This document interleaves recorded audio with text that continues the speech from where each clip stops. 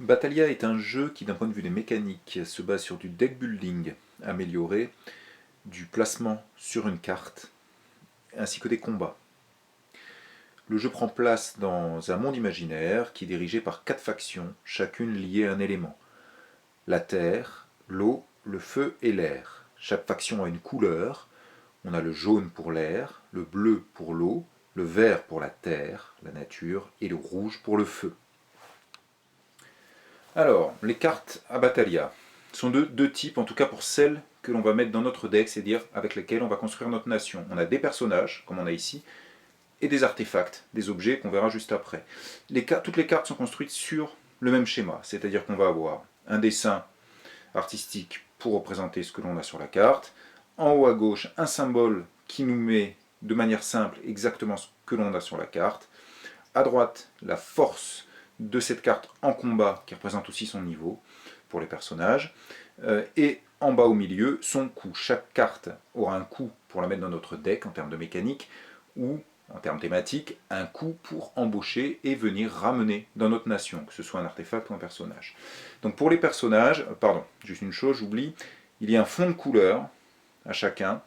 Ce fond de couleur correspond à la faction dont je parlais tout à l'heure. Toutes les cartes appartiennent à une faction en fonction de la couleur que l'on a sur le fond, et la thématique est évidemment respectée sur le dessin. Là, le vert, par exemple, c'est la nature, c'est la terre. Là, c'est l'air, hein, puisque c'est le jaune. Là, c'est le bleu, donc c'est l'eau. Et là, c'est le rouge, la poussière, le feu. Voilà. En sachant bien sûr que là, vous avez des tas de cartes. Hein. Il y a bien sûr plusieurs cartes de chaque type. Et dans chaque tas, il y a toutes les couleurs. On a là par exemple, sur ce type de carte là, avec le marteau en haut à gauche, on a du bleu, du jaune, du rouge, du vert. Bien sûr, et pareil pour toutes. En sachant, encore une fois, pour les personnages, que ça représente le niveau, le chiffre en haut. Donc ça veut dire que ça, le marteau, c'est un citoyen, et il est de niveau 1. Ici, on a le chef, avec ce sigle-là, qui est de niveau 2. Ici, le prêtre, qui est de niveau 3. Et ici, le plus puissant, qui est le seigneur, avec l'anneau, qui est de niveau 4. Donc, on va voir que pour les objets, dans un instant, c'est exactement la même chose. Donc, on retrouve ici les cartes objets, 6 types d'objets ou artefacts, avec dans l'ordre les armes, les titres, les amulettes, les tentes, les parchemins, et enfin les outils. Donc, ils ont chacun leur petit sigle en haut à gauche, qui permet de savoir quelle carte l'on a en main. Leur coût est indiqué en bas, on y reviendra un petit peu plus tard, et à droite, leur force. Ils sont quasiment tous à zéro. Une tente, un parchemin, tout ça, ça ne sert à rien, on ne peut pas combattre avec, ce que ce chiffre-là correspond, je l'ai dit tout à l'heure, au niveau pour les personnages, mais aussi, quelle que soit la carte, à sa force en combat. Il n'y a qu'un seul objet, qu'un seul artefact qui a une force en combat et qui est de niveau 1, c'est l'arme. Jusque-là, tout est logique. Sinon, on retrouve la même chose, fond de couleur, chaque carte, objet, artefact aussi appartient à une faction, donc, et d'une couleur donnée. Là, vous avez jaune, rouge, etc. Tout comme les personnages qu'on a vus, qui appartiennent tous à une faction, qui sont tous d'une couleur donnée, qui est donnée par le fond des cercles. Alors là, on a quelques cartes spéciales. Tout d'abord, un gros tas ici. Ce sont toutes les cartes identiques. Ce sont des provisions. C'est indiqué en haut. La roue, là, c'est le symbole des provisions. Alors, elles sont gratuites, oui, puisqu'il n'y a pas de prix, mais on va voir dans quelles circonstances on peut les avoir. On n'a pas des provisions comme ça. En haut, 0, parce qu'elles ne valent rien du tout en force. Ça, c'est un premier tas de cartes particulières. Encore une fois, toutes celles qui sont en dessous sont pareilles, et les cartes provisions, c'est des provisions, donc elles n'appartiennent à aucune faction, elles ne sont pas de couleur. Ici, toutes ces cartes-là, il y en a 10, ce sont des grands artefacts. Alors, ces grands artefacts sont particuliers, on les obtient après un combat au cours du jeu, on ne peut en détenir qu'un seul par partie chaque joueur, en sachant qu'il y en aura maximum à 4 joueurs, 5 en jeu. Donc il y en a 10, ça veut dire qu'il y a un renouvellement des parties. Chaque carte grand artefact va amener un bonus particulier qu'on utilisera quand la carte arrivera dans notre main. Donc ce sont des cartes évidemment très puissantes. Ça c'est une carte de défense par exemple qui permet de défendre beaucoup mieux que toutes les autres cartes. Et on a son pendant d'ailleurs en attaque avec l'arme qui est ici. Comme si vous vous souvenez, tout à l'heure je vous ai dit que le numéro correspondait à la force et que le plus puissant des personnages est un seigneur force 4. Ben, cette arme par exemple elle est force 5 en attaque. C'est une arme particulière, mythique.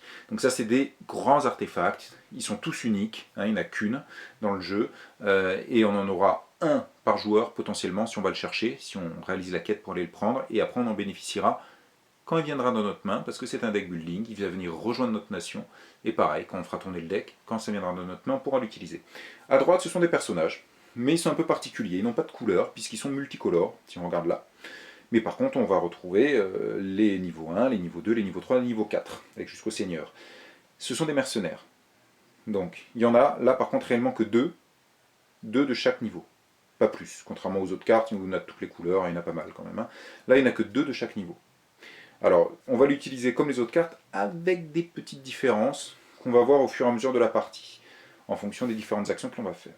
J'ai oublié un type d'objet ou artefact que sont les chevaux, que vous avez ici, avec leur petit symbole en haut à gauche, leur cou en bas, et en haut à droite leur force. Comme les armes, les chevaux peuvent être utilisés en combat, ils ont une force de 1. On verra après l'utilisation. Donc il y a 4 niveaux de personnages et 7 artefacts ou objets différents, plus les grands artefacts que je vous ai montré tout à l'heure, plus les cartes provisions, qui sont en grand nombre, et les mercenaires, qui sont des personnages un petit peu particuliers. Donc dans Battalia, je disais au début, il y a 4 factions, 4 couleurs, les 4 éléments. Chaque joueur va en fait représenter une des factions. Rouge, jaune, bleu, vert. Le feu, l'air, l'eau ou la terre. Néanmoins, on pourra prendre dans notre nation, dans notre deck, des cartes de toutes les couleurs. On n'est pas obligé de prendre des cartes uniquement de notre faction. Alors, on va avoir des plateaux joueurs. Ça, c'est le dos du plateau joueur. Alors, je vous montre juste le dos parce qu'en fait, on ne le verra plus après, alors qu'ils ont fait un gros travail d'illustration. Donc là, vous avez le feu. Donc ça, c'est la faction rouge. La faction de l'air, qui est la faction jaune.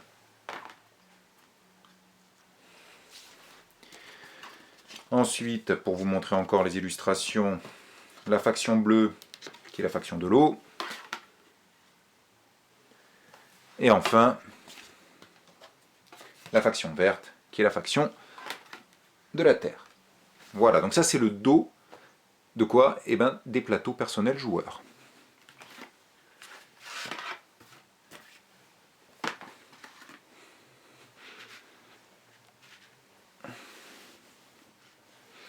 Voilà comment se représente un plateau personnel joueur.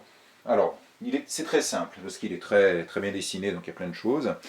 Alors déjà, cette zone-là, vous l'oubliez, ces petits symboles-là serviront dans des extensions futures, parce que Battalia, d'après les créateurs du jeu, va beaucoup se développer. Ces chiffres ici permettent de marquer le score en cas de combat, pour savoir qui est le plus fort. On a une autre carte qu'on peut venir pour monter au-dessus de 7. Après, on pourra faire 9, 10, 11, 12, 13, jusqu'à 20 pour montrer sa force au combat au cours d'un combat. Ensuite, on a ici, c'est là où on va poser ses cartes, son deck. Donc son deck de cartes viendra ici, face cachée bien évidemment. Lorsque l'on joue, on prend 6 cartes dans son deck, que l'on prend en main. Puis avec ces cartes, dont le nombre pourra d'ailleurs varier, nous le verrons, on va faire des associations de cartes qu'on pose ici, qu'on pose ici. Alors on peut en faire 3, hein, on peut en faire plusieurs. Et c'est ces associations de cartes que l'on pose ici qui vont déclencher les actions. Donc on va voir après toutes les actions possibles. Et une fois qu'on a fait ça, toutes les cartes qu'on a utilisées, mais même celles qui nous restent en main et dont on n'a pas eu l'usage, sur les cartes que l'on a piochées, viennent là, dans notre défausse, phase découverte, de façon à ne pas confondre les deux tas. Et on pose tout ça là. Et on refait immédiatement notre main. On reprend tout de suite 6 cartes, et c'est au joueur suivant. Et donc on va avoir tout un tour de jeu pour tranquillement réfléchir à ce que l'on va faire avec nos 6 cartes. Donc je le répète, en tour de jeu, on va prendre 6 cartes, on va les regarder, on va faire nos actions en associant les cartes, puis une fois qu'on a fini, toutes les cartes qu'on a utilisées et de nouvelles éventuelles que l'on aurait gagnées, on va les poser ici, on repioche 6 cartes pour notre prochain tour, et c'est au joueur suivant de jouer. Donc dans Battalia, il n'y a pas qu'un plateau joueur, on va mettre nos cartes, il y a aussi un plateau central, que voilà. Ce plateau est divisé en plusieurs cases, il y en a un petit peu partout. C'est toutes ces cases-là. Alors, il y a des couleurs simplement, parce que quand on joue à 2, on va jouer que ici. Quand on joue à 3, on va jouer partout, sauf sur les cases grisées. Et quand on joue à 4, on joue sur l'intégralité du plateau. En fait, ce plateau, c'est le monde de Battalia. Et on a des cartes qu'on va venir poser dessus, qui seront des cartes terrain.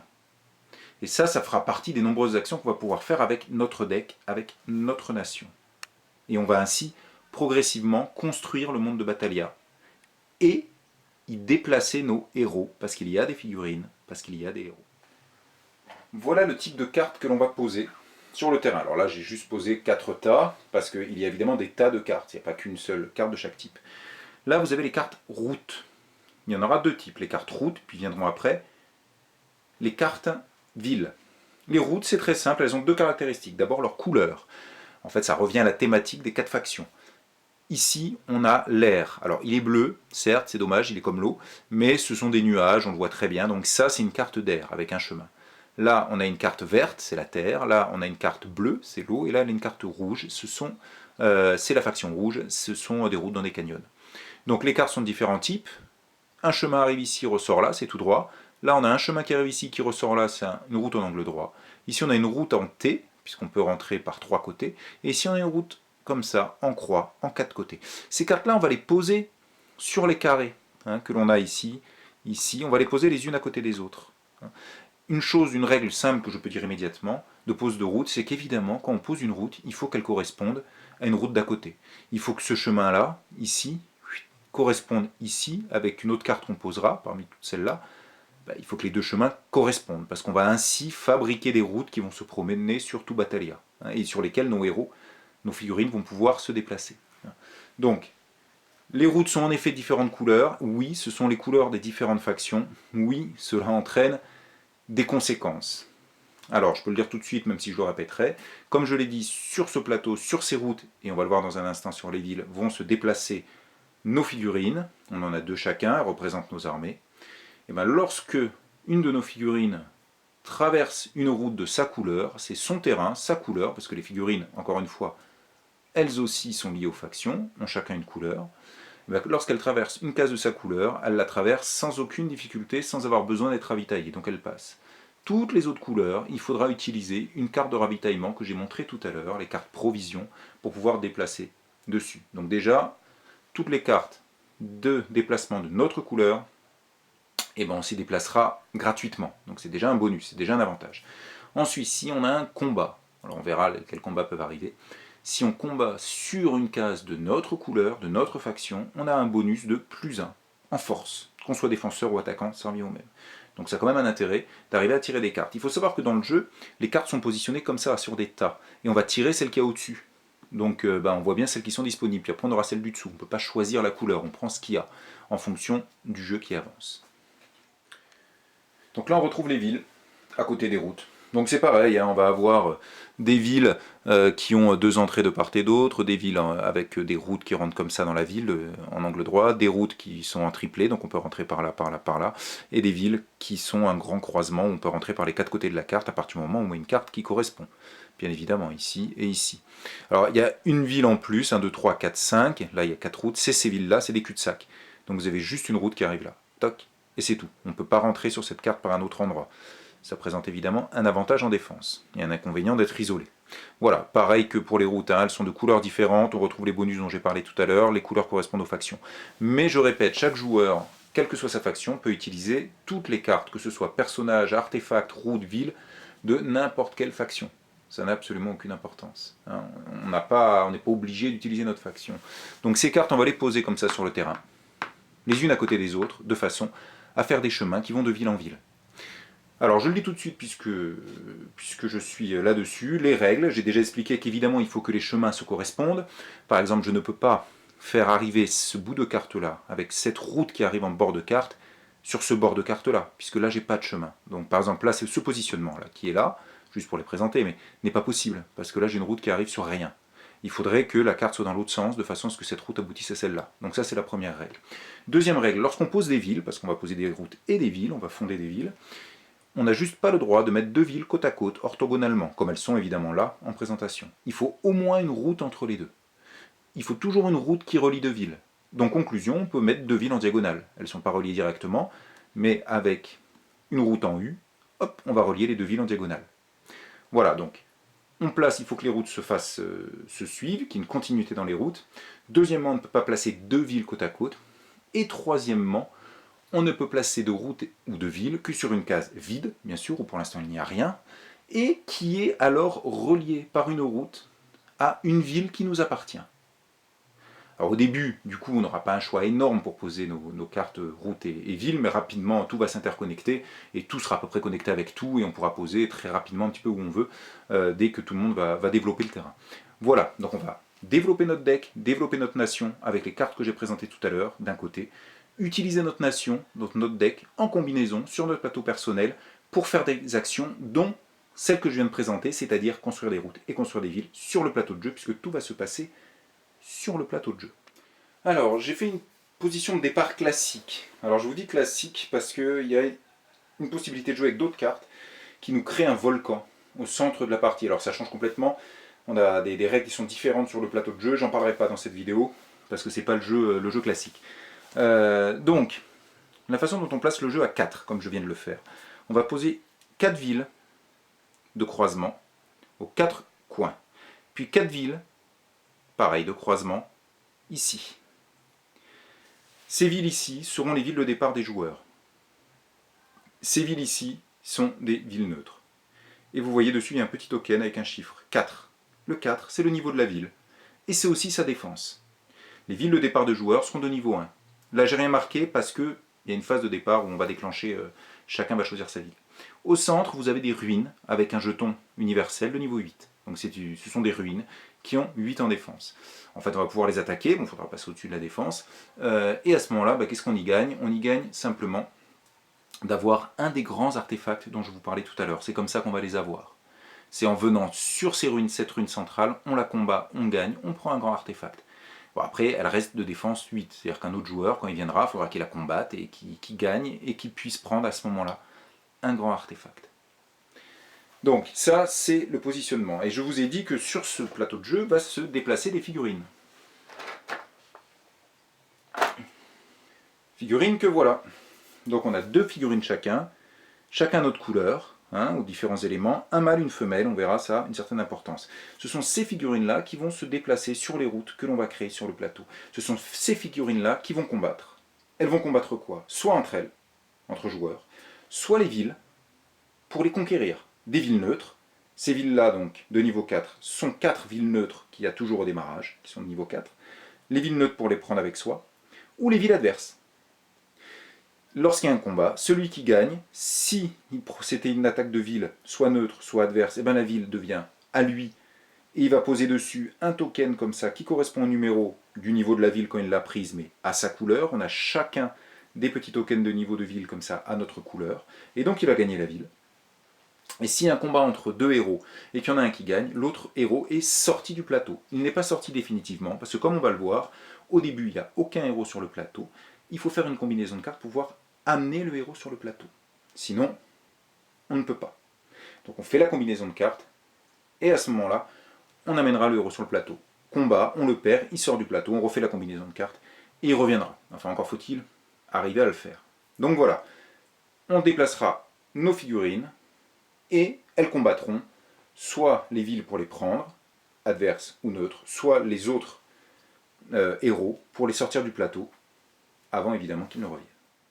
Alors, là je vous montre un bonus, alors que vous ne trouvez pas dans la boîte de jeu, je les ai fait imprimer. Vous les trouvez sur le site de Phantasmagoria, vous les trouvez sur le site de Board Game Geek, qui sont les pouvoirs de héros. C'est une option qu'on peut rajouter au jeu, je le conseille plus que vivement, parce que chaque héros, mâle ou femelle, va avoir des pouvoirs différents qu'on pourra déclencher dans la partie, et puis les pouvoirs diffèrent en fonction des factions. En gros, les bleus ils vont plutôt avoir des capacités à manipuler les cartes, les rouges à combattre, les jaunes ça sera à placer des villes, à les augmenter, à placer des routes donc sur le terrain, et les verts ça sera à se déplacer beaucoup plus facilement sur ce terrain.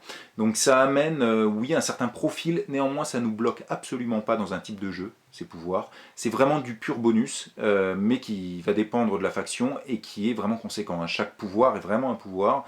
Donc c'est très très intéressant, je conseille vraiment de jouer avec, surtout que si vous ne jouez pas avec, par exemple le fait qu'il y ait 2 figurines, une mâle et une femelle, on s'en fout, ça pourrait être 2 fois le même sexe, donc là les pouvoirs sont différents. Donc c'est beaucoup plus intéressant, et ça rend aussi plus intéressant le choix de la faction au début, bien que vous allez voir, il y a d'autres raisons pour lesquelles on va choisir une faction. Donc je vous montre juste, vous aurez une ligne de pouvoir mâle, une ligne de pouvoir femelle, une première colonne là c'est le même pouvoir, alors c'est le même pouvoir pour les rouges, pour les verts évidemment ils diffèrent de faction en faction. Là on a un pouvoir identique mâle-femelle qui ne coûte rien. On peut l'utiliser une fois par tour comme on veut pour chaque héros, s'ils sont tous les deux sur le plateau puisqu'on a 2 héros. Par contre ça coûte. Donc là vous voyez il y a un petit coût qui est indiqué en dessous en ressources, en provision. À chaque fois qu'on va dépenser dans notre jeu, quand c'est à nous de jouer ce nombre de provisions-là, on va activer un des pouvoirs. Il faut savoir que lorsqu'on l'active, on posera dessus un cube, enfin bref, un marqueur pour montrer que le pouvoir est activé, mais on pourra l'utiliser bien plus tard. On n'est pas obligé d'utiliser maintenant. On peut même, alors qu'on n'a aucun héros sur le plateau, activer les pouvoirs des héros pour plus tard. Comme ça, quand ils sont sur le plateau, on pourra utiliser nos pouvoirs de héros quand on le souhaite. Le premier, c'est toujours vrai, il ne coûte rien. Par contre, ceux-là, il faut les avoir activés avec des ressources. Et bien sûr, quand on a utilisé le pouvoir, il se désactive. Donc il faut à nouveau utiliser des ressources pour le réactiver. Alors, comment se déroule le jeu? En fait, à chaque tour de jeu, lorsque c'est à vous, vous allez donc, comme je l'indiquais, prendre 6 cartes dans votre deck. Vous allez les regarder. Et là commence à venir l'intérêt de savoir si on a des cartes de même couleur.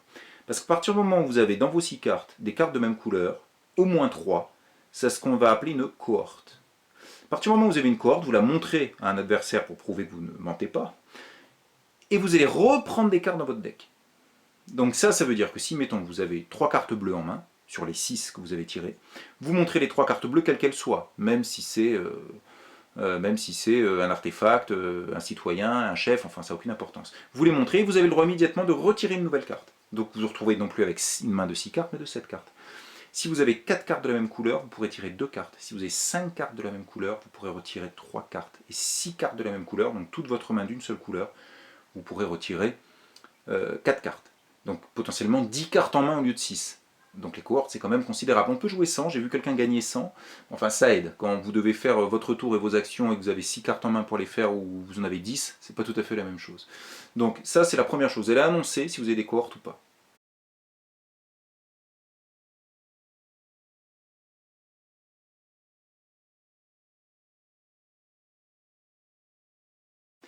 Si vous n'avez pas de cohorte, vous avez le droit de faire autre chose qui est un mulligan. C'est-à-dire vous défaussez toutes vos cartes de votre main et vous en repiochez 6 nouvelles, si votre main ne vous plaît pas.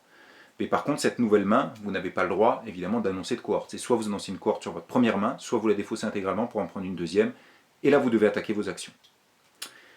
Donc, la deuxième phase qui va arriver, ça s'appelle reprendre ses cartes en embuscade. Et là, qu'est-ce que c'est? Et bon, on va le voir dans 2 minutes, quand on saura ce que c'est que mettre des cartes en embuscade. Les actions. Alors, les différentes actions vont donc se faire en mettant des cartes ici, comme je le disais, qu'on a dans notre main. La première chose que l'on peut faire, c'est prendre de nouvelles cartes afin de les mettre dans notre deck, donc dans notre nation, afin de pouvoir avoir plus de cartes et plus de choses à faire. Alors là, il y a une aide de jeu qui est très bien faite et qui va vous dire tout ce que l'on peut faire. Donc évidemment, on peut prendre tous les types de cartes. Des outils, des armes, des amulettes, des titres, je vais y arriver, excusez-moi, des parchemins, des tentes, des chevaux, mais aussi des personnages, des citoyens, des chefs, des prêtres, des seigneurs. On peut toutes ces cartes-là, on peut les prendre. Donc, et toutes, il va falloir faire une association particulière pour les faire. L'association est indiquée dans l'aide de jeu, qui est là. Voilà. Donc l'association est indiquée ici. Alors, c'est très simple. Par exemple, si je veux prendre une arme, parce que j'ai envie d'une arme, il est écrit ici qu'il me faut un chef et 2 citoyens. Donc, ça sera très simple. Il faut que je joue un chef. Il faut que je joue un citoyen. Et un autre citoyen. Voilà, si vous jouez ces 3 cartes-là, immédiatement, vous prenez une arme.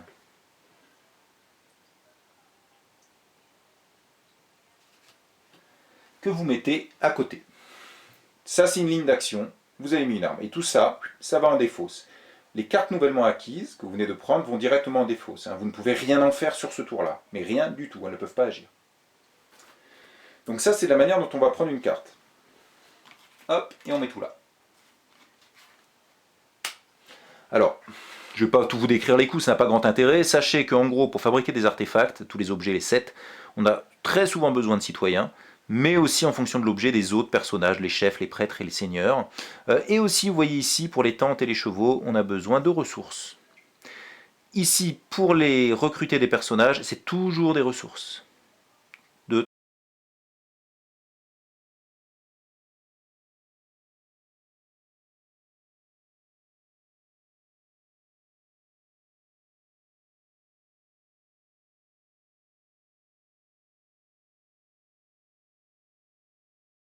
3, 4 ou 5 ressources. Ça, c'est les cartes. Regardez pas ça et ça, c'est pour les actions suivantes qui vont arriver. Donc avec ça, on va pouvoir, encore une fois, recruter personnages ou artefacts et les mettre dans son jeu, et donc agrandir son deck. Attention à la boulimie, il faut avoir une stratégie. C'est l'erreur classique du début de deck building. On se remplit un deck, et puis au final, il est tellement gros qu'on n'arrive jamais à avoir les cartes qu'on veut en main, parce que, comme je vous ai dit, on va jouer comme ça, on va prendre 6 cartes, jusqu'au moment où ce tas-là sera vide. À ce moment-là, on prend sa défausse, on la remélange, elle revient ici, c'est à nouveau notre deck. C'est le mécanisme classique du deck building. Si on n'a pas de quoi tirer 6 cartes, on en tire 3, mettons, parce qu'il ne reste plus que 3, on remélange tout ça, on remet là, puis on complète à 3. Et comme ça, on a nos 6 cartes. Donc ça, c'est prendre une carte. Ensuite, on peut aussi construire les routes et les villes dont je vous parlais. Ici, le coup, il est là. C'est simple. Pour une ville, ça correspondra à son niveau. Je rappelle que son niveau, comme là sur la ville neutre qui est le niveau 4, quand on construit une ville, on va décider de quel niveau. Si on utilise 3 cartes citoyens, ce serait une ville niveau 1. 3 cartes chefs, ce serait une niveau 2. 3 cartes prêtres, ce serait une niveau 3. 3 cartes seigneurs, ce serait une niveau 4. Ce qui veut dire que c'est une ville, par exemple, en niveau 4, qui aura 4 en défense. Si elle se fait attaquer, tout de suite elle a 4. Alors vous verrez que si c'est votre ville, vous avez en plus des moyens de la défendre, en plus de ce 4. Là, c'est les routes. Les routes, à chaque fois, il y a besoin de citoyens, 1 ou 2, et il y a besoin à chaque fois d'une ressource pour pouvoir construire la route. Alors, les différentes routes, c'est les différentes routes qu'on a vues tout à l'heure, peu importe. Enfin, et là je vous parle juste de ça, puisqu'on est là, vous pouvez aussi améliorer vos villes. Si en début de partie, mettons, vous avez fait des villes de niveau 1, de niveau 2, et que vous aimeriez bien les augmenter, et bien ici, vous pouvez, c'est-à-dire qu'avec 2 chefs, une ville passe de niveau 1 à un niveau 2. Avec 2 prêtres de niveau 2, de niveau 3, avec 2 seigneurs de niveau 3, de niveau 4. Donc vous posez vos 2 cartes, mettons seigneur, 2 cartes seigneur, immédiatement vous choisissez une de vos villes, vous enlevez le jeton, numéro 3, puisqu'il faut que ce soit une ville de niveau 3, si c'est 2 seigneurs, et vous posez votre jeton de niveau 4 et la montée d'un niveau. Alors, monter les villes d'un niveau, j'en parle tout de suite. Évidemment, elles se défendront mieux. Mais il y a aussi un énorme avantage, c'est que c'est le but de la partie. Parce que la partie va s'arrêter lorsque vous aurez un joueur à 5 villes de niveau 4, ou bien lorsqu'on en a intégralement rempli le plateau de cartes, en posant les cartes avec les actions déposer des cartes. Et à ce moment-là, qui gagne? Celui qui a le plus de points. Comment on calcule les points? C'est très simple, c'est le niveau de vos villes. Vous avez 2 villes de niveau 3, une ville de niveau 2, vous avez 3 et 3, 6, plus 2, 8 points. Quelqu'un a mis fin à la partie en ayant 5 villes de niveau 4, 4 x 5, 20, il a 20 points.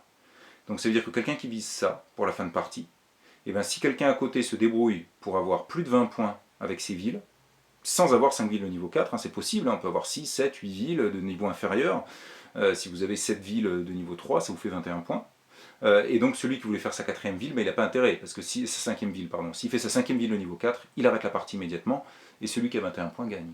Donc soit 5 villes de niveau 4 sur le plateau, soit tout le plateau rempli avec des cartes, qui n'est plus un seul espace libre, et à ce moment-là, le jeu s'arrête immédiatement, il n'y a pas d'autre tour. Donc on a vu, on peut avoir de nouvelles cartes dans notre jeu, on peut aussi augmenter le niveau des cartes, on peut aussi utiliser un artefact. Alors les artefacts servent à quoi? C'est ce qui est écrit en fait ici. Je vais les reprendre et vous les montrer. Alors les différents artefacts, en fait ça va être simple. Lorsque vous posez une série de cartes pour faire une action, sur une des cartes en cours, vous pouvez poser un artefact de façon à réaliser l'action que permet cet artefact. Il faut bien comprendre que cette action va modifier la carte et que vous pourrez utiliser dans une combinaison d'actions la carte modifiée. Vous allez voir ça tout de suite. Alors, on va commencer par le parchemin, par exemple. Le parchemin, lui, il va vous permettre de modifier la couleur d'une carte, d'une faction. Je vous rappelle que l'intérêt d'avoir des cartes à peu près de la même couleur, c'est de faire des cohortes, et qui dit cohorte, dit des cartes en plus à chaque fois que vous tirez votre main. Donc, vous avez le parchemin, ça sera très simple. Mettons que vous ayez les jaunes, vous avez les jaunes, et puis vous avez un chef rouge, ça ne vous va pas, vous posez votre chef rouge, parce que vous faites une ligne, vous posez votre parchemin, immédiatement vous allez prendre une carte de chef jaune. Et ça me fait penser que j'ai oublié de vous dire quand même, quand on prend des cartes, c'est-à-dire que ce que je disais tout à l'heure, lorsque l'on joue une combinaison qui nous permet de recruter un nouveau personnage ou un nouveau artefact. Il faut savoir que tous les artefacts et les personnages sont en tas à côté du plateau. Et on prend toujours celui qui est sur le dessus du paquet, sauf cas particulier. Mais dans le cas classique, on prend celui qui est sur le dessus du paquet, quelle que soit sa couleur. On ne choisit pas la couleur. Donc on va se retrouver avec des couleurs parfois qui ne nous arrangent pas. Bah, avec ça, avec le parchemin, hop, immédiatement, je reprends cette carte, je vais la remettre dans le tas, je ne la jette pas, hein, mais dans le tas commun, et je vais me prendre un chef de la couleur que je voulais, par exemple, mettons jaune. Mais je le remets ici, donc il va pouvoir rentrer en jeu dans l'action que je veux faire, fabriquer une arme, attaquer, etc. Ça n'empêche pas, hein, on la modifie, mais elle est active. Donc ça, c'est le parchemin. Après, on a aussi le titre. Le titre, c'est très simple, il va permettre de faire monter cette carte d'un niveau. Si je pose mon titre sur un chef, à ce moment-là, le chef devient un seigneur. Donc je vais enlever le chef et je vais chercher dans le tas des seigneurs un seigneur de la même couleur. Je n'ai pas le droit de changer sa couleur. Donc je garderai la même couleur, mais ça me permet de monter une carte d'un niveau, une carte personnage. Ensuite, vous avez l'amulette, qui est un peu particulière, parce que l'amulette, vous jetez un dé. Il y a un dé 6 dans le jeu. Et c'est un peu le hasard de l'amulette. Vous avez 6 possibilités. S'il y a un 1 qui sort, il ne se passe rien. Si c'est un 2, la carte est doublée. Donc par exemple, lui, soit il vaudrait 2 chefs, je le mets à cheval, et il peut être sur 2 lignes d'action. Soit il vaut un chef, mais ici 4 niveaux. Sa force sera de 4. Ça double sa force. Si vous faites un 3 avec le dé, ça triple la carte, comme j'ai dit, mais 3 fois. Si vous faites un 4, vous êtes obligé de la mettre en embuscade. Et là, je vais y venir. Un 5, vous devez immédiatement défausser votre carte dans votre abri. C'est le seul cas où vous perdez. Enfin, vous ne perdez pas la carte, elle reviendra. Mais enfin là, pour cette action, c'est fini. Et si vous faites un 6, cette carte est considérée comme n'importe quelle carte. Elle peut être n'importe quel artefact, n'importe quoi. Sauf les grands artefacts, bien sûr. Et à ce moment-là, vous l'utiliserez comme tel. Donc ça, c'est quand même très puissant. Alors, c'est l'amulette, c'est le hasard. Hein. Vous n'êtes pas obligé de vouloir le faire. Donc, ensuite, on a le cheval, qui peut être utilisé en combat, mais qui permet aussi de déplacer son héros sur le plateau. Tout à l'heure, je disais que le héros se déplace donc sur des routes. Hein. Il va se déplacer sur des routes et dans les villes, et qu'à chaque fois qu'on veut le déplacer, en fait, on est obligé de mettre ici une carte provision, celle que l'on a vue tout à l'heure. Hein, ces cartes-là. Ces cartes-là. Donc, hop, il se déplace sur le plateau. Bah, si vous jouez un cheval, il peut se déplacer de 3 cartes d'un coup, sans utiliser de provision. Ça, c'est ce que fait le cheval. Ou alors, vous l'utilisez en combat, vous allez voir après. Et à ce moment-là, il vaut 1 en force de combat. Les outils qui sont là, eux, c'est comme si vous aviez 2 citoyens. Donc quand vous jouez un outil, eh ben, c'est comme si c'était 2 citoyens. Donc par exemple, pour fabriquer une arme, il faut un chef et 2 citoyens, c'est écrit dans la règle. Et bien si vous faites ça, un outil et un chef, ça correspond à un chef et 2 citoyens, et donc vous fabriquez votre arme. Donc ça, ce sont les outils. Il en reste 2. Les armes vous apportent 1 en cas de combat, mais surtout, si vous attaquez, vous êtes obligé de jouer une arme en première carte. Vous verrez les combats dans quelques instants, mais quand on dit j'attaque une ville ou j'attaque un autre personnage, vous êtes obligé de jouer une arme en premier. Si vous n'avez pas d'arme, vous ne pouvez pas attaquer. Donc il faut avoir une arme pour attaquer. Ensuite, l'arme aussi, elle sert à amener un héros sur le plateau. Pour amener un héros sur le plateau, il faut jouer une arme et 2 ressources. Vous jouez cette ligne-là, hop, vous prenez une figurine et vous la mettez sur le plateau, vous la posez sur une de vos villes. Sauf si vous n'avez plus de ville, là vous avez le droit de la mettre où vous voulez, mais de toute façon, si vous n'avez plus de ville, c'est que les choses se passent mal pour vous. Donc ça, c'est pour l'arme. Enfin, la tente. Ben, lorsque vous jouez une tente, vous allez la mettre à côté de vous, en fait à côté de votre plateau de jeu. Et vous aurez le droit immédiatement de prendre une carte de votre main, de la poser dessus, et de garder ça à côté de votre plateau de jeu. Vous avez fini votre tour, toutes les cartes vont en défausse, ben, pas celle-là. Celle, mettons que ce soit elle, que vous avez mis là, elle reste sur le côté. Vous pourrez vous en servir absolument quand vous voulez dans la partie. À un prochain tour, en défense si vous êtes attaqué. Bref, vous ferez absolument ce que vous voulez avec cette carte qui sera mise dans la tente. Donc une tente, c'est très très utile parce que vous tirez 6 cartes, potentiellement vous avez les cartes mises en tente à côté de votre jeu que vous pourrez prendre si vous le souhaitez n'importe quand. Donc ça agrandit votre main, ça agrandit vos possibilités et c'est en permanence actif. Quand vous le voulez, vous décidez de la prendre, vous la prenez, vous défaussez la tente bien sûr, et vous l'avez en plus dans votre main. Donc ça, c'est les tentes. C'est très utile. Ça, donc, c'était les 7 artefacts. Ensuite, on peut aussi, donc, comme action, faire venir un héros sur le plateau de jeu, sur une de vos villes, comme je vous l'ai dit. Et quand vous faites ça, tac, j'arrive ici, et ben ça vous a coûté, il vous aura fallu mettre une arme et 2 provisions, je l'ai dit à l'instant. Enfin, vous pouvez bouger votre héros, c'est une autre action, je vous l'ai expliqué, vous allez jouer des cartes de provision, comme je l'ai montré, à chaque fois que vous en jouez une, vous pouvez le déplacer. Alors quand il se déplace, comme je le disais, il ne faut pas oublier que ça vous coûte une carte de provision, sauf si vous le déplacez sur une case de votre couleur, ça vous coûte 0 carte de provision, ou si vous utilisez un cheval, ça vous permet de vous déplacer d'un coup de 3 cases. Ou, au passage, si vous avez les verts avec le pouvoir des verts, qui leur permettent de se déplacer 3 cases gratuitement sans rien dépenser. Ensuite, vous pouvez mettre une carte en embuscade. Alors ça, mettre les cartes en embuscade, en fait, ça vous permet de prendre une carte que vous avez dans votre main, et sans la montrer à personne, ce qui est l'inverse des tentes. Je ne l'ai pas dit, mais quand vous posez une carte sur une tente, elle est face visible. Les autres joueurs la voient. C'est intéressant, parce que ça permet de les dissuader de vous attaquer si vous mettez des cartes puissantes. Et bien quand vous mettez une carte en embuscade, vous la mettez face cachée. Alors je la mets là, mais peu importe, vous la mettez sur le bord du plateau. Quand vous faites ça, cette carte-là, vous ne pourrez la récupérer qu'au tour suivant, mais vous serez obligé de la récupérer au tour suivant. C'était la deuxième phase après la cohorte. Récupérer ces cartes en embuscade. Celles que vous avez mises en embuscade, vous les récupérez automatiquement au tour suivant. C'est pas comme les tentes, vous êtes obligé de les reprendre au tour suivant. Ça agrandit évidemment votre main du nombre de cartes, parce que vous continuez à piocher 6 cartes. Donc ça rajoute toutes les cartes en embuscade. Vous pouvez en mettre 3 en embuscade, maximum.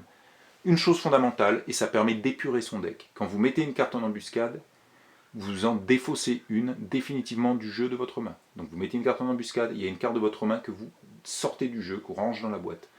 Donc évidemment vous perdez une carte, mais ça permet d'épurer son deck. Donc c'est très intéressant qu'on commence à construire une stratégie et qu'au final certaines cartes ne sont plus très intéressantes pour la suite.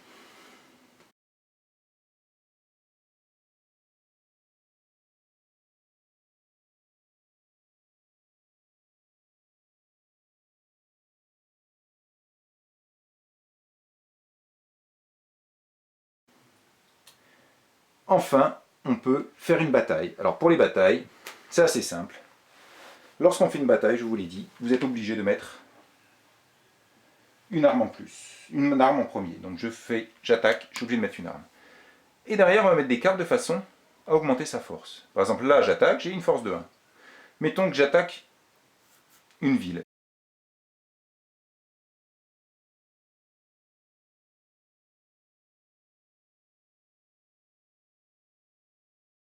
Si j'attaque une ville, je dois toujours, et ça c'est la règle, en tant qu'attaquant, faire un score de force supérieur au défenseur. J'attaque une ville au niveau 4, il faut ici que j'aligne une puissance de 5.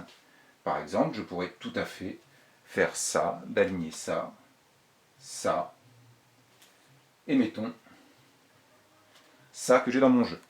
Là, j'ai 1 pour mon arme, 2 pour mon chef, 3 pour mon prêtre. 1, 2, 3, 4, 1, 2, 3, 4, 5, 6. J'attaque la ville de niveau 4, neutre, hop, je l'enlève, et elle est tout de suite à moi, puisque j'ai fait un score supérieur, et après ça vient dans ma défausse, qu'on appelle l'abri, je l'ai pas dit.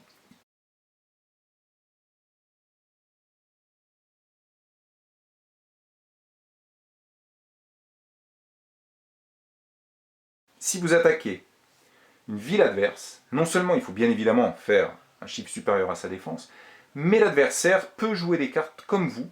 Il n'est pas obligé de jouer une arme, lui. Il peut directement, il se défend, jouer les cartes qu'il a en main. Et on va ajouter au niveau de sa ville les chiffres qui sont là. Et donc du coup, vous posez, mettons qu'il ait une ville de niveau 1, vous attaquez une ville de niveau 1 adverse, vous posez un niveau 2, enfin vous posez une arme, si vous êtes obligé, vous attaquez, vous posez une niveau 2. Là vous avez 3, vous gagnez la ville de niveau 1. Lui de l'autre côté, il peut poser l'équivalent de ça. Si lui de l'autre côté, mettons, avait posé ça, c'était bon, il vous compterait.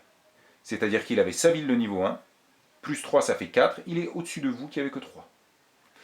Mais il n'était pas obligé de passer au-dessus. En tant que défenseur, on doit être au même niveau de force que l'attaquant. Ça suffit pour le contrer. J'ai une force de 3 en face de moi qui m'attaque. Si j'arrive à aligner une force de 3 avec mes cartes, l'attaque a échoué. Mais on continue. Je mets 3, l'attaquant va reposer une autre carte. Il va monter par exemple à 4 ou à 5. Si moi je veux le contrer, il faut que je monte au niveau où il est arrivé, donc à 4 ou 5. Si l'attaquant veut continuer son attaque, il faut qu'il puisse continuer à augmenter. Et ainsi de suite. Et on arrive au final avec soit une égalité de cartes, auquel cas le défenseur a gagné, l'attaque a échoué, soit l'attaquant qui a un score en force plus élevé que le défenseur a perdu. Si c'était une de ses villes qui était attaquée, il la perd et l'attaquant la gagne. Si c'était une de ses une de ces figurines qui est attaquée, elle sort du plateau. Attention, si l'attaquant finit avec un score inférieur au défenseur, il perd la figurine. Pareil, elle sort du plateau. Bon, il pourra la re-rentrer après, hein, mais si c'est inférieur, il a perdu réellement, numériquement. Donc on sort du plateau. Voilà comment se déroulent les combats, avec les bonus de terrain dont j'avais parlé tout à l'heure. Hein, +1 si vous combattez sur un de vos terrains.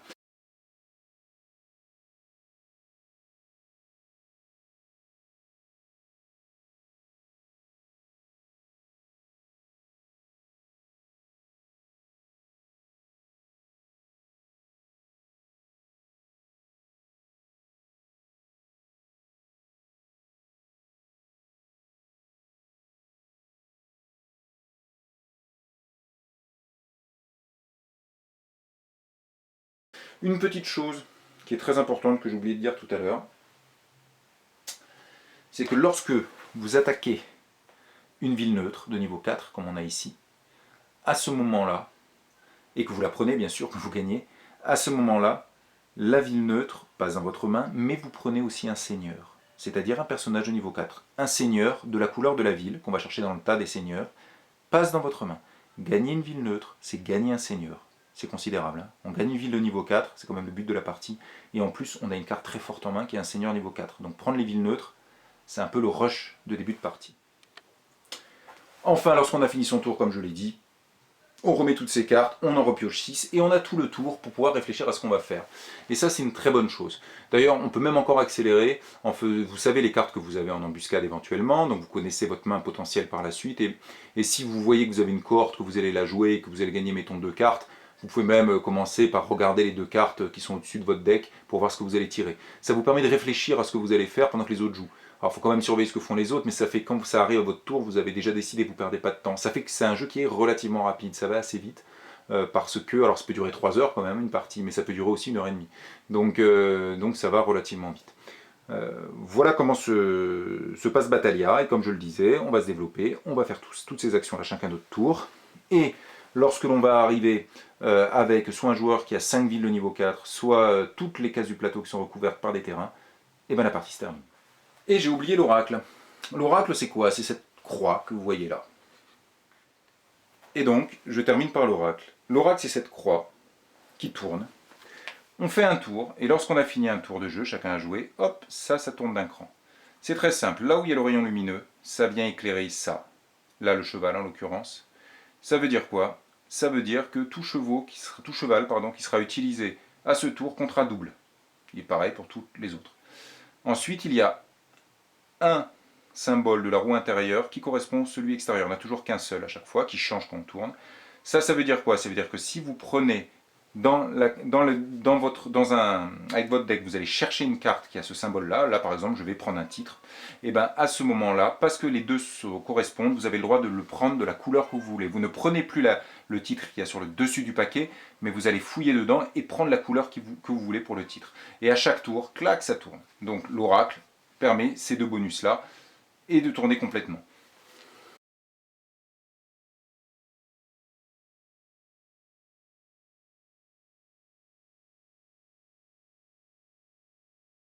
Fuyez, pauvre fou!